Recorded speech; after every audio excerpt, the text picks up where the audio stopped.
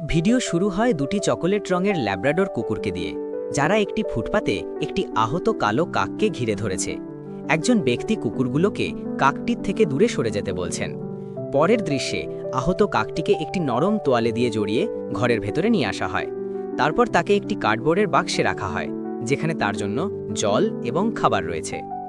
এরপর দেখানো হয় কাকটির সুস্থ হয়ে ওঠার বিভিন্ন মুহূর্ত। একজন ব্যক্তি তাকে কোলে নিয়ে বসে আছেন, সে মানুষের হাত থেকে খাবার খাচ্ছে এবং বাড়ির অন্য একটি কুকুরের পিঠে বসে আছে যখন মানুষ কুকুরটিকে আদর করছে।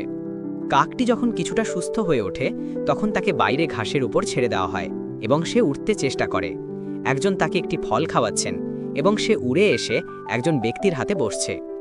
কাকটির বুদ্ধিমত্তার কিছু অসাধারণ মুহূর্ত দেখানো হয়। সে একটি মানুষের হাত থেকে উড়ে যায়, একটি ফেলে দেওয়া সোডার ক্যান তুলে নেয় এবং উড়ে গিয়ে সেটি একটি নীল রিসাইক্লিং বিনে ফেলে দেয়। ভিডিওটিতে কাকটির তার মানব বন্ধুদের সাথে বিভিন্ন মিষ্টি মুহূর্ত দেখানো হয়। সে একজনের ঠোঁটে আলতো করে ঠোকর দিচ্ছে, একটি ছোট ছেলের মাথায় তার মাথা রাখছে এবং একটি মেয়ের চুলের বেনির সাথে খেলা করছে।